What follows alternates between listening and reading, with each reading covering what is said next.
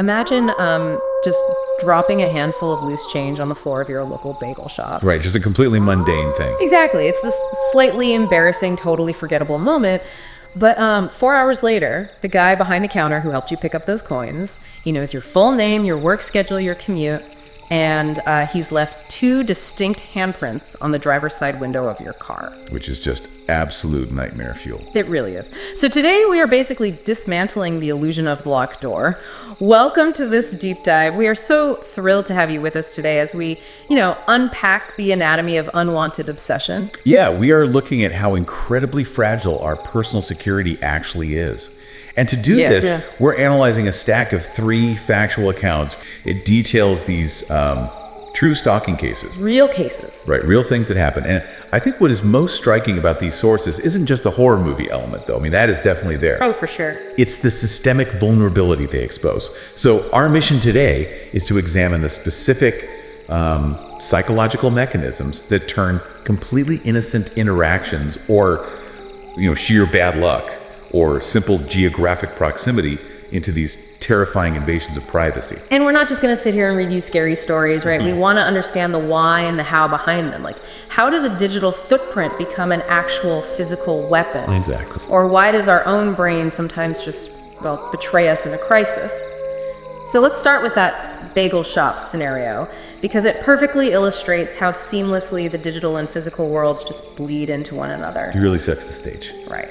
So we have a 21-year-old music and theater student. She's home from college. It's about 10 a.m. on a weekday, and she swings by a mom-and-pop bagel shop. And this initial interaction is like a textbook example of a non-event. Totally. I mean, she notices the 24-year-old employee behind the counter staring at her a bit too intensely, but, she just brushes it off. As you do. Right, she goes to pay, she drops her change, and he rushes around the counter to help her. And while they are picking up the coins, she notices his finger is injured. She asks about it. He mentions he dislocated it playing rugby, and they have this brief, totally polite conversation. Very normal. Yeah, she pays with her credit card, wishes him a good day, and leaves. But later that afternoon, her phone buzzes. She has a new Instagram follower, and it is the guy from the bagel shop. Which is wild, because she never gave him her name. Never. And her social media accounts only use her first and last name, so there are no, identifying handles or anything. So this is where we see the deployment of what we call casual open source intelligence. Right. Logistically, he utilized the few seconds he held her credit card, or maybe he looked at the printed merchant receipt to just memorize her full name. Wow. And then he cross-referenced that with demographic data. So likely her approximate age and location, just to locate her primary social media hub. So she removes him as a follower, which, seems like the logical step. Yeah. But 30 minutes later, he follows her again.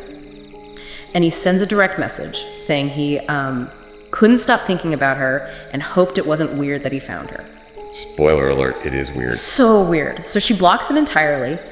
But by her lunch break, and keep in mind, she works a day job before heading to theater rehearsal from 6 to 10 p.m., he has created a brand new account. Unbelievable. Yeah, he is spam-liking dozens of her posts and sending angry messages demanding to know why she blocked him. And he doesn't stop there. He utilizes a technique called username porting. Username porting? Yeah. By finding her Instagram, he likely guessed that she used the same or at least similar handles across other platforms. So by her next break, he has tracked down her Snapchat. He has found her TikTok and is liking videos dating all the way back to 2022. That is so invasive. It gets worse. He even tracks down her profile on the dating app Hinge and sends a message demanding to know why she didn't match with him there. And he adds these comments about how she, quote, looked good in blue that day at the shop. Okay, wait, I'm stuck on something here. I need to push back on this initial setup for a second. Sure.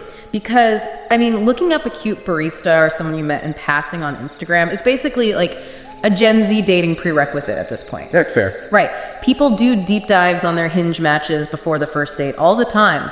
So if we are being completely honest about modern dating culture, where exactly does the meet cute end and the stalking begin?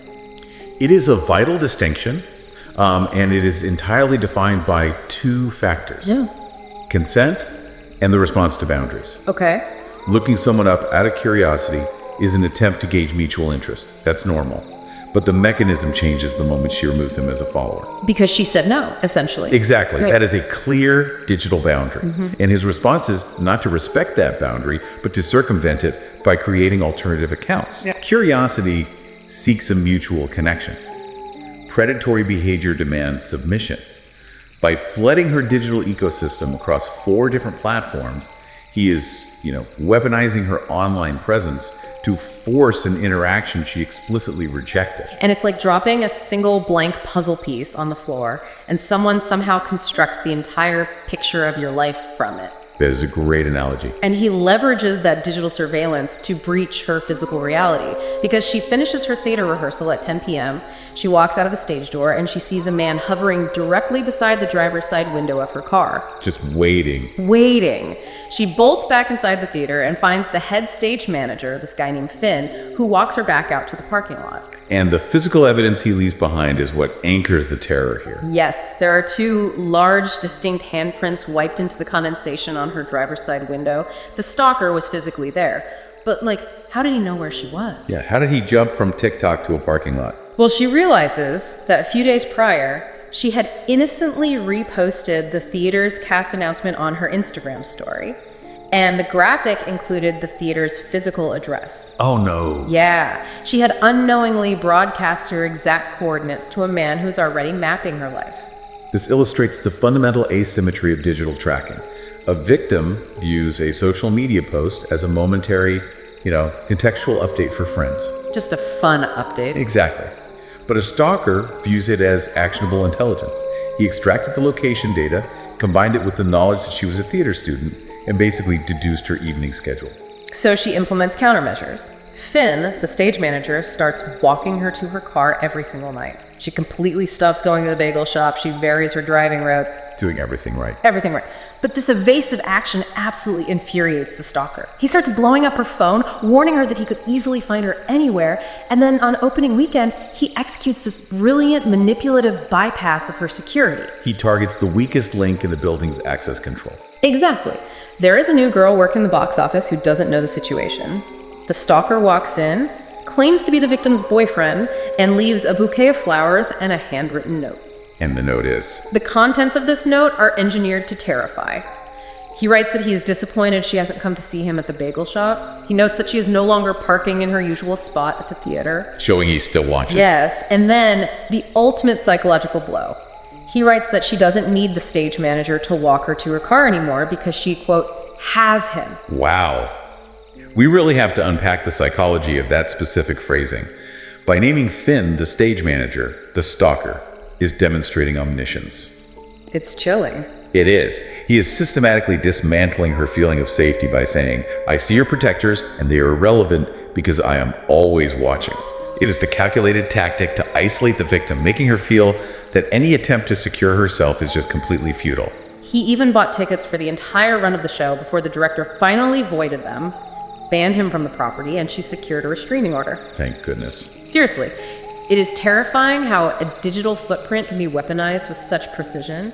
But what if you don't leave a footprint at all? What if you were just existing in physical space and your own survival instincts end up betraying you?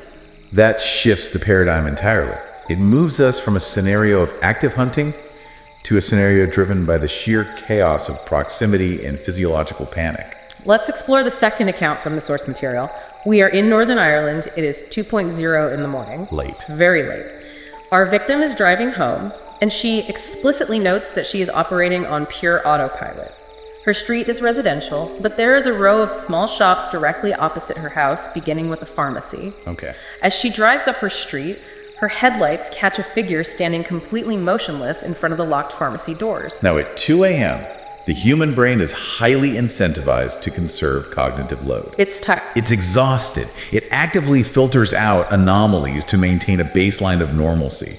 So her initial cognitive process simply categorizes the figure as, a local drunk trying to get home. Right, she rationalizes it. But as her car gets closer, the reality of the visual breaks through that filter.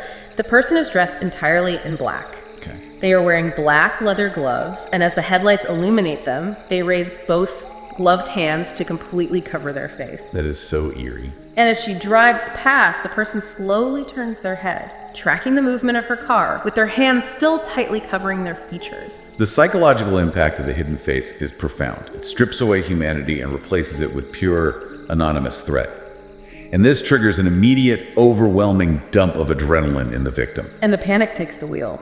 Out of sheer blinding instinct, she speeds up and pulls directly into her own driveway. Oh no. Her driveway, which sits directly across the road from the pharmacy. Let's break down the mechanics of the autopilot brain in a crisis, because it explains this exact catastrophic miscalculation. Please do. The autopilot brain, in a sudden crisis, is like a computer shutting down all its non-essential programs just to save battery power. Makes sense. In that moment of sheer terror, her brain literally killed the logic and spatial awareness programs to supply all available energy to the flee to safety reflex. Yeah. She didn't consciously decide to reveal her home address. No, of course not. Her motor memories simply drove her to the only designated safe zone it knew. It's like a wildlife documentary gone terribly wrong, right? It's the exact moment the prey panics and accidentally leads the predator right back to the nest. That is exactly what it is. It is the absolute worst case scenario of muscle memory. So she sprints inside, throws the deadbolt, and texts a friend to tell them what just happened. And how does the friend respond? Not well, I imagine. They completely dismiss it. They tell her she probably just scared off a burglar and that she is totally overthinking it. So, doubting herself, she doesn't call the police. She goes to sleep, leaving her ground floor bedroom window cracked open for a breeze, just like she does every single night. The friend's reaction is a classic manifestation of normalcy bias. Right. Why do we constantly try to rationalize the creepy away instead of immediately sounding the alarm? Because when we are presented with information that shatters our paradigm of safety, like a masked man tracking our movements, the brain desperately tries to map that information onto a harmless narrative. It's trying to protect itself. Yes. The friend downplays the threat because accepting the reality of a predator outside the house is simply too psychologically taxing. Well, at 3:30 a.m., she wakes up from a dead sleep. And it is completely silent, except for a sound coming from right outside that cracked window. Oh boy. It is a slow, rhythmic humming, like someone casually passing the time. Her physiological threat detection system, her auditory processing, registered the anomaly and just flooded her system with cortisol to wake her up before her conscious mind even knew what was happening. She is paralyzed in bed. She knows if she calls the police, the person outside will hear her speaking. Eventually, the humming stops. She slowly, silently creeps to the window and pulls back the edge of the blind. The man from the pharmacy is standing inches away, directly on the other side of the glass. Just right there. Right there. He still has his leather-gloved hands covering his face, but his fingers are slightly spread apart. One single eye is peeking through the gap in the leather, staring directly at her. Horrifying. And then, underneath the gloves, she sees one side of his face pull up into a smile. That specific physical gesture, the smile through the mask, changes the entire classification of the criminal. She screams, calls the emergency line, and the police arrive to find the pharmacy door completely smashed in, but the man is long gone. Look at the stalker's behavioral pivot here. His original intent was property crime. Right, the pharmacy. He was there to rob the pharmacy. But when she drove past and saw him, he didn't flee the scene. He hid in the shadows. He watched her pull into her driveway, watched the lights turn on in her house, and tracked which room she went to sleep in. He abandoned a robbery for her. He abandoned the burglary to actively hunt a witness. The humming and the smile were not about violence. They were pure psychological dominance. He wanted her to know that her sanctuary was an illusion. We see how normalcy bias and that autopilot panic make us freeze out in public. But what happens when that exact same psychological paralysis is exploited inside your own home? Right. What happens when the threat isn't a stranger across the street, but an invisible force inside your living room and absolutely no one believes you? This is where we examine the devastating mechanics of environmental gaslighting. Let's look at the final source account. We have a 19-year-old server. She is living alone for the first time in a cheap second-floor apartment. Okay. The first few months are entirely uneventful. But then she comes home from a shift, walks into her apartment, and finds massive, muddy footprints tracked all over her living room carpet, leading directly into her kitchen. I mean, it is an undeniable physical intrusion into a locked space. You would think it's undeniable. She frantically searches the apartment, but nothing is missing. Her electronics, her cash, everything is untouched. That's strange. She calls the leasing office to ask if maintenance performed an emergency repair. They check the logs and assure her no one has been inside. Okay. Panicked, she calls her best friend, who lives just a few streets over. And the friend completely invalidates her reality. He tells her she is just being paranoid, that she likely walked through mud herself and was too tired to remember. And this is the critical juncture where the victim's support system fails, creating an echo chamber of self-doubt. Yeah. When the people you trust refuse to validate your physical reality, your brain begins to turn inward, questioning its own perception. And the subtle torment escalates rapidly. A few days later, she buys a brand new sealed gallon jug of water and leaves it on her counter. She comes home from work and the seal is broken and half the water is gone. Wow. Another evening, she returns to find her apartment's thermostat cranked up to 90 degrees. That's deliberate. Yes. But every single time she brings these anomalies to a friend, he chalks it up to her being incredibly forgetful or stressed. She genuinely starts researching early onset memory disorders. The intruder is executing a textbook campaign of environmental gaslighting. The goal of environmental gaslighting isn't theft or immediate physical harm. Then what is it? The goal is the total erosion of the victim's sanity. By altering micro details within her expected safe zone, the water, the temperature, the stalker, forces her brain into a constant state of hypervigilance. Just keeping her off balance. It is a slow, methodical assertion of control. He's proving that he owns her space. Well, desperate to prove she isn't losing her mind, she implements a brilliantly simple countermeasure. She comes home one night and realizes her front door is resting just a fraction of an inch open. Which is terrifying. Right. And she knows she locked the deadbolt. Yeah. So the next morning, before she leaves, she takes a small piece of clear Scotch tape and secures it to the very bottom corner of the door, connecting the door to the frame. It's an analog surveillance method, essentially invisible to anyone who isn't specifically looking for it. And it yields terrifying results. Every single time she leaves the apartment, even if she just walks down to the dumpster for exactly 2 minutes, she returns to find the tape either stretched, broken, or completely removed. Good grief. Someone is entering her home the second she turns her back. The logistical implication of the broken tape is the most horrifying part of this data. Why is that? If the intruder can time his entry to a 2-minute window of absence, it means he is not randomly stopping by. He has her under continuous, unbroken surveillance.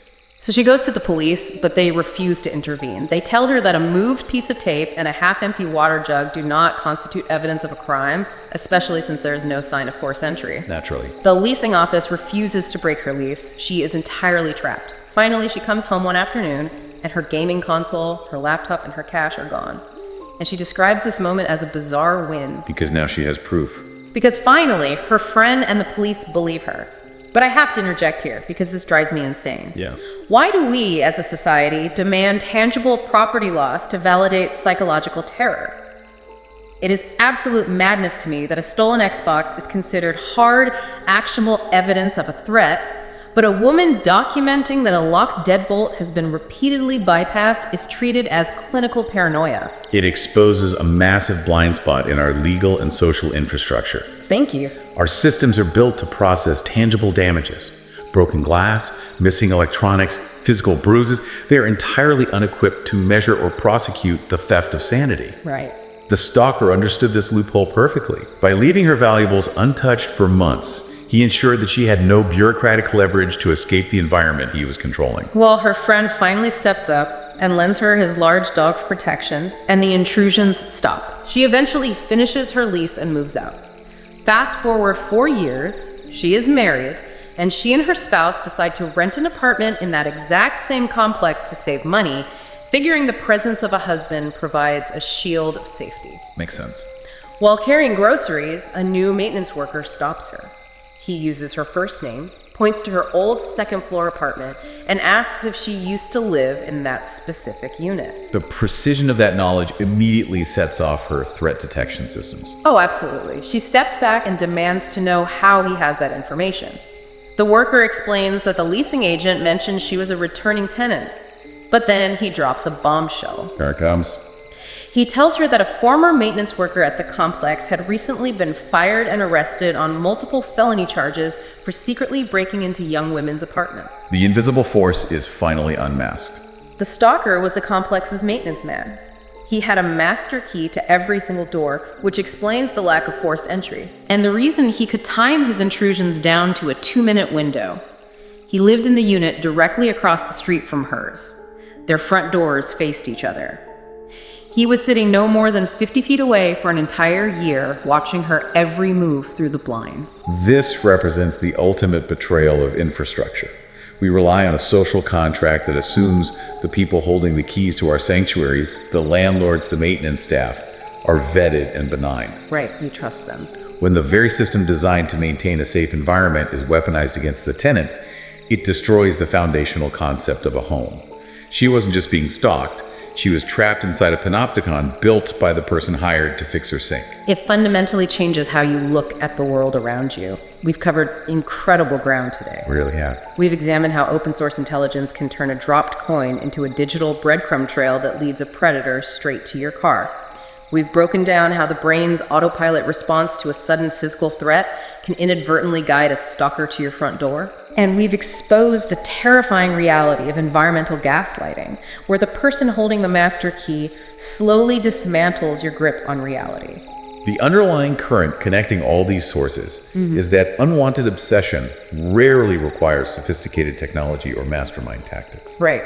It relies on the exploitation of everyday systems, the accessibility of our social media, our biological desire to assume we are safe, and our reliance on the institutions that govern our living spaces. And that brings the focus directly back to you. This deep dive is a mandate to trust your own internal alarms. If the guy at the counter makes the hair on your arm stand up, do not worry about being polite. Trust the alarm. Trust the alarm. If you find muddy footprints in your living room, do not let a friend or a police officer talk you out of your own reality. Pay hyper attention to the micro details of your environment. You are the final authority on your own perception of safety. Never let normalcy bias convince you that the anomaly is harmless simply because the alternative is frightening. Exactly. So as we wrap up, I want to leave you with a completely different concept to mull over as you go about the rest of your day. What's that? Well, we started this deep dive talking about deadbolts, assuming that physical metal provides security. But take a hard look at your daily routine. How many of the systems you rely on for survival and comfort are built entirely on the presumed good faith of absolute strangers? It is a deeply unsettling metric to calculate. From the barista who reads your full name on a debit card, to the delivery driver who learns the exact hours your house is empty, to the property management company that legally retains a master key to where you sleep. How much of your daily safety is actually mathematically secure, and how much is just an illusion held together by an unspoken honor system? Stay safe out there, trust your gut, and we'll catch you on the next deep dive.